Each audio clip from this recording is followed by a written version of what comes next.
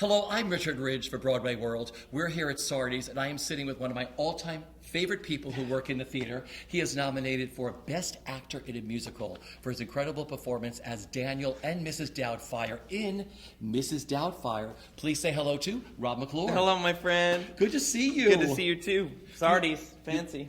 Pretty fancy, right? Oh, yeah.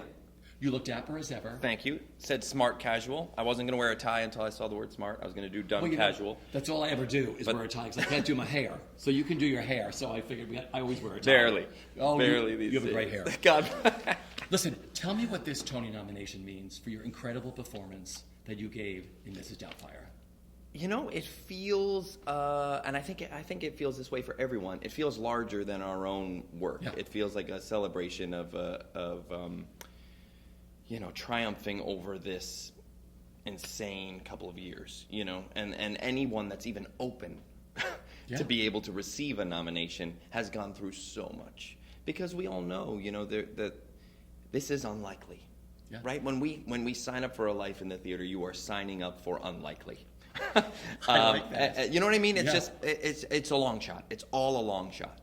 And then COVID came in and made the long shot even longer. So to be here celebrating this season and these amazing artists and these amazing stories and these amazing storytellers feels just larger than any single one of our performances. Yeah. But watching you in this show, you have the audience in the palm of your hand from the second you walk out there. Oh, bless you. And that's a very rare thing because it doesn't happen all the time in the theater, but I love that synergy between a performer and an audience, and you have that. And what was that like for you in this show? It's the thing I love most. Yeah. I fell in love with theater going to see community theater growing up in New Jersey when I was a teenager. And it was that synergy, that thing, more than anything. Sometimes I worry when I teach a lot. And when I hear people talk about, their story or their journey, and they say, like, the first time I felt that spotlight, or the first time I heard a round of applause, a red flag goes off in the back of my brain that goes, I don't know if you get it. Because it's not about necessarily what you're getting as much as it is what you're giving. Yeah. And then the reciprocation of that energy, that's the thing that I was like, whoa. This is unlike any other medium. This is something that feels ancient and essentially human. And the live storyteller and the live listener and that exchange of energy was the thing that I responded to most. So to hear you say that the thing you feel in Mrs. Doubtfire is that relationship is exactly the thing I'm madly in love with. So that could not mean more to me. It's the thing that this show does so well. It's that they use comedy as a subversive tool to get in and crack you open, and we've been lucky enough to hear hundreds of thousands of stories of people who it got in there and cracked open, and that makes every single second of it worth it. Okay, because at your closing performance, you read a gorgeous letter on stage, but you have so many of them during this run. I really do. I really do. I have Doubtfire. hundreds of letters, and anytime they announce a new show, doesn't matter what it is, but particularly if it's an adaptation of a movie, the first thing people do, because it's Twitter, why? But why though? Like, why though? That's the first thing, right? Why though? Why would you make that a musical? Why though? First of all, you have to find out if it sings, right? Does it sing? And I think our authors found a really great in as to why our story sings with the kids and what the kids are going through. But in terms of why, what is the larger mission statement of Mrs. Doubtfire in the 2022 world? Well, I have hundreds of letters that were in my dressing room, are now in my home, from people and the gamut of the way that our story impacted them. I have a letter from a woman who said that she found out 2 months before coming to see our show that she couldn't have kids. And she's been wanting to broach the subject with her husband but didn't know how, and saw our show, and they had the conversation on the way home from our show and are now adopting. I've had letters from kids who said, my parents told me they were getting divorced 2 days ago. and now I'm seeing it, and I think I'm going to be okay. I have letters from people who, when we were in Seattle, there was a couple, an older couple, 2 women, who came during previews, and then during our week of Christmas performances in Seattle, brought their 14-year-old foster daughter for Christmas, got her tickets, and after curtain call, were going to tell her that they were adopting her on Christmas, and used the message of our show to do. So why? That's why. Yeah. My God, that's why. And if we can make you laugh hysterically amidst a pandemic while subversively getting you to crack open in those kind of ways, that's why. My God, that's why. And I'm so very, very proud of it. And I believe in it. I believe in it, and I always did, and I always will, because the people who made this show made it for those people. Yeah. The people, and John Baptiste gave a really great speech at the Grammys recently, where he said, art isn't for everybody, but art has a way of finding the people who need it most when they need it most. And I feel like Mrs. Doubtfire did that. Yeah. And then there's your brilliant performance. We have to talk about I this. love you. What a track meet you were It's fun. on in that show. It was Yeah. like wild. 1 minute you're Daniel, 1 minute you're Mrs. Doubtfire. Then you're back and forth, and you would do these rapid changes. Yeah. And the audience would, like, every time you came out, would just be hysterical. Like, how did he do that, right?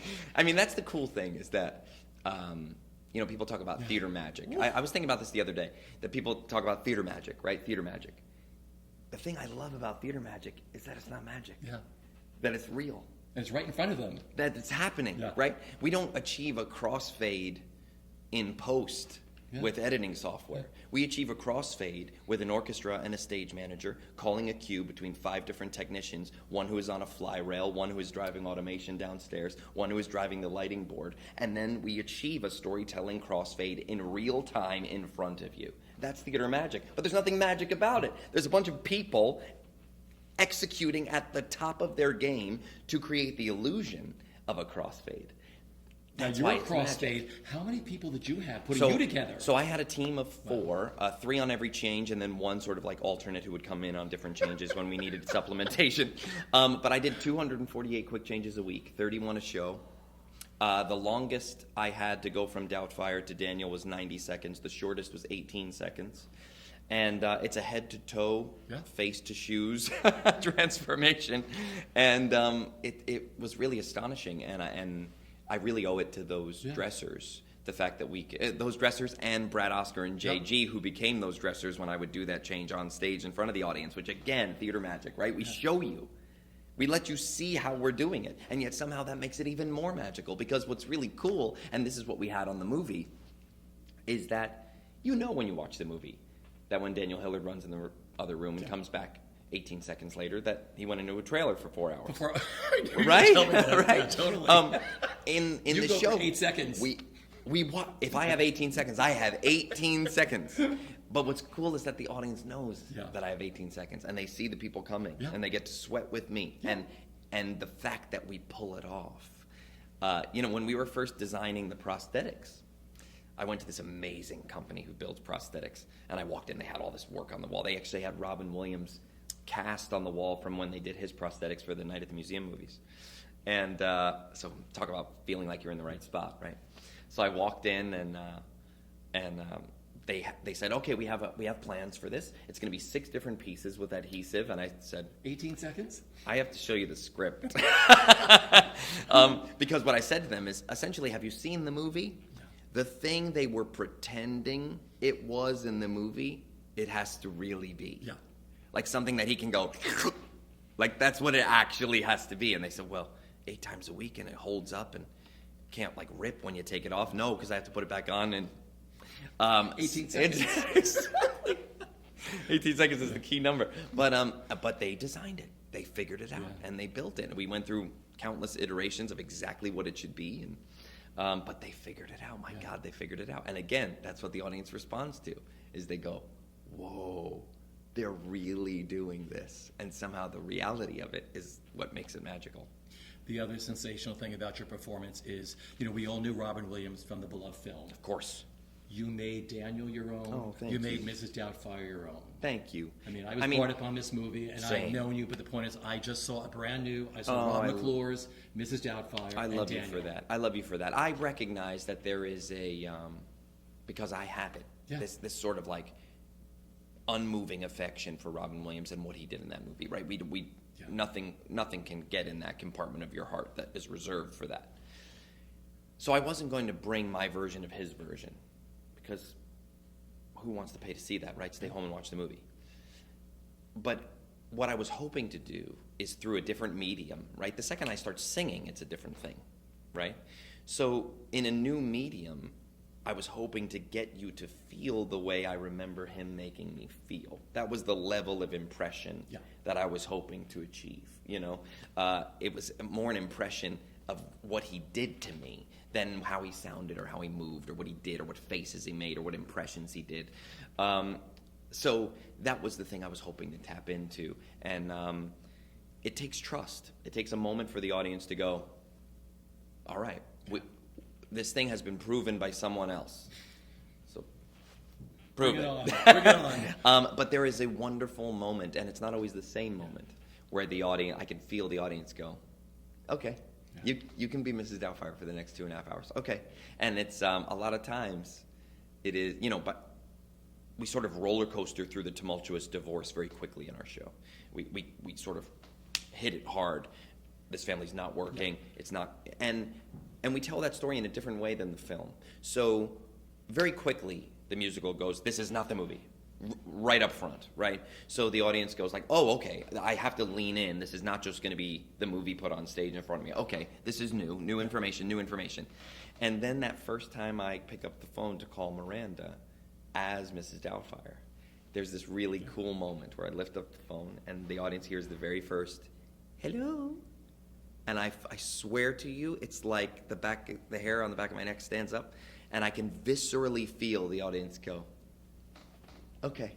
You know what I mean? It's this wonderful permission, right? They give me permission to play a character that they love. And once they give me permission, I can take the character anywhere, and they come on the ride. But it is, I respect their hesitance. I do, because I'm as big a fan of that thing as they are. I don't want anybody to break it. And you earn it. That's the hope, right? You That's earn the it. hope. Yeah. Thank you. Bless And you did. for saying that. Thank you. 8 times a week. I love you. Okay, Jerry Zaks. Come working on. with, so it's a comic genius, this one, working with a comic genius director. I mean, that had been incredible. Unbelievable. To be in the room with him creating your Daniel and Mrs. Doubtfire Yeah. with Jerry Zaks. Yeah, because he's the type of guy who directs you by telling you stories of where he learned what he's about to tell you. Right? Yeah. So he says, after you say that line, don't move. Don't move. They're going to laugh. As the crest starts to die of the laugh, that's normally where you would say the next line. Don't move. They'll laugh again. And I said, that's like jumping out of a plane without a parachute, because if you wait and they don't laugh, scrambled face and cheese, no thank you, right? So the laugh dies, and you wait, and they laugh again. And I go backstage, and I went, they laughed again. He said, you know why? I was doing the tour of Fiddler on the Roof opposite Zero Mostel, and I did a bit, and Zero said, that's who you're dealing with, right? So he knows. And if he's the parachute. If Jerry Zaks makes your parachute, the parachute's going to work. You know what I mean? Because he helped build the parachute. Yeah. It's a wild thing, and he is. When you're doing comedy, he's certainly who you want, sort of shaping it. Oh, yeah. But then he also has the sense to know when someone's playing outside of the comedy math and making magic, a la Peter Bartlett. Jerry Zaks says comedy 2 plus comedy 2 equals comedy 4. And then Peter Bartlett shows up and says, what if it's 7? And Jerry Zaks goes, you made me laugh, so I guess sometimes it's 7. You know what I mean? Like, he has the sense to know that some rules are made to be broken, and if it works, it works. So, because there are some people who live inside those rules to a fault. But Jerry knows. Jerry knows how to surf it. And sharing a room with him. And also, he cannot talk about this art form without crying. Yeah. He cries all the time. If he talks about his family, if he talks about his daughters, I'll give you a story. There's a moment in the middle of Act 1. Doesn't feel like a particularly poignant moment. For me. At least it didn't at the moment. So, I'm Mrs. Doubtfire. I've just had a moment, the first introduction to my kids, and my oldest daughter gives me huge attitude because she's not interested in a nanny. She wants dad. Why isn't dad here? Who is this crazy old Scottish lady? No. And she gives me severe attitude, right? And there is a moment where she comes up to Mrs. Doubtfire and she says, "Hey, I'm sorry. You were just doing your job." And she said, "Hey, I'm sorry. You were just doing your job." And Jerry said, "Oh, wait, stop." Annalise, who is brilliant. Yeah. He said, "Annalise, don't worry about showing her that you're apologizing. Just apologize and mean it. Because if your dad under there sees his daughter do the right thing," and Jerry started to cry. "Imagine how proud he is under there, watching you, not knowing it's him under there, be such a grown-up." Yeah. And I'm, oh my God, that's something I hadn't even really thought about, that Daniel underneath there is watching his kid grow up and do the right thing. Yeah. That's the eye that's watching you rehearse, that's shaping the story. I mean, I've never felt safer. Yeah. It's such a great show. I think Mrs. Doubtfire is one of the funniest and one of the most clever and just brilliant musicals. I loved it. I'm so the glad audiences loved it. For sure. Yeah. And they're who it's for. Yeah. You know what I mean? They are who it was for. And I cherish it, and I cherish the fact that it will live on. I know that they're planning a tour. There's a UK production that's about to happen. And I've seen what it has to offer. Yeah. And I've seen it land on hearts and minds in a really profound way. And I will always be proud of having gotten to do that 8 times a week on Broadway. And in a weird way, the sort of unique point of view that this show had about love and how far you'd go for your loved ones is something that kept me going through the pandemic, right? Yeah. I'm at home for 18 months going, is my show going to come back? Is my show going to come back? Am I sitting here waiting for this damn pandemic to press pause or go away so that I can tell this story again? How far would I go to be with that company again, to be with those kids again, to be with the Hillard family, to do the thing I love again in the place I love to do it again? I'm going to stick with it. I'm going to stick with it. And we came back, we went away, we came back, we went away, we came back, and now finally are going away. But man, talk about having a story to tell that fuels me with the reason to show up and do it again every time, you know? So in a weird way, if it was a different show, I think the pandemic would have been even harder. But this group of people and this story in particular are the story I want to have been telling during this. Yeah. Because my final question, I think you just answered a lot of it, was like, you were part of the season when Broadway came back. Because those 2 years were so horrible for everybody. Yeah. I mean, I used to walk the streets and cry practically all the markets. Oh, yeah. I know what was going to happen to our lives. And we loved what we do. We work in the theater. We don't work in something else. That's right. And it was taken away, but you were one of the first shows to open during, to get Broadway up. The lights were open again at your beautiful theater, and you got to do it. You shut down, but you opened again. Yeah. And you got to do it. So what did that mean to you, and what does this Tony nomination mean to you? There are a because couple of that? there are a couple of things that are going to stay with me forever. Yeah. That being one of the first shows back, certainly. Being the show in the Stephen Sondheim Theater when Stephen Sondheim passed away. That's going to stick with me forever. And I feel like you and I share this sentiment. Early on in the pandemic, maybe within the first 6 months or year, there were a lot of headlines about, is the theater dead? Is the theater gone? And I feel like every couple of years that conversation comes up. Theater is just for ancient subscribers. Really? Come look at these TKTS lines. Yeah. Come look at the student rush lines around the buildings. Come look. Go on TikTok and search hashtag my musical, my high school's musical. Hell, look hashtag legally blonde and tell me that this is a dying art form. It's thriving. It's exploding. There are people every day falling as madly in love with it as you and I did. And we knew that. Yeah. When we saw those headlines, we went, are you crazy? Theater will outlive COVID. I promise. People have been telling stories to each other and it having an impact on them in live performance and live venues, big and small, for all of human history. The notion that somehow, COVID. That's why people in their homes were like, can I use my laptop to make theater? They would, figuring out any way to tell stories in a way that felt theatrical again. And they did. They came up with some really innovative things, but we all know deep down, getting back to the beginning of our conversation, it's that exchange of energy in the same room. And it was that collective humanity, that very energy that COVID stole from us. So every show that is brave enough to show up anyway, with producers brave enough to bring that much money to the table, to try and play this insane game we're playing where we walk into the theater every day and we spit into these damn tubes every day, and we don't know if those tubes are going to tell us that we can't come back to work for 10 days. It's an insane time to be doing this. So anyone doing it is heroic because it's never been harder. Yeah. So the fact that I get to be a part of such a brave season for just attempting to make it happen. When I look around Radio City on the 12th, that's what I'm going to see. Some of the bravest storytellers I've ever had the pleasure of working with or working nearby. And because it's insane right now. But we do it anyway. Yeah. Because theater's not dead. Well, I have to tell you, you were, I think, my first live interview back, and I said, there's no way we're going to get Rob McClure. I said, he's still in previews. The show's changing every day. And I got to interview outside the Stephen Sondheim, and I felt like $1 million of like, oh my God, this is what I do. Yeah, we're back, right? We're back. We're back. And, you know, you were between a matinee and an evening. Mm. And you did it, and I was like... Well, because there are, you know...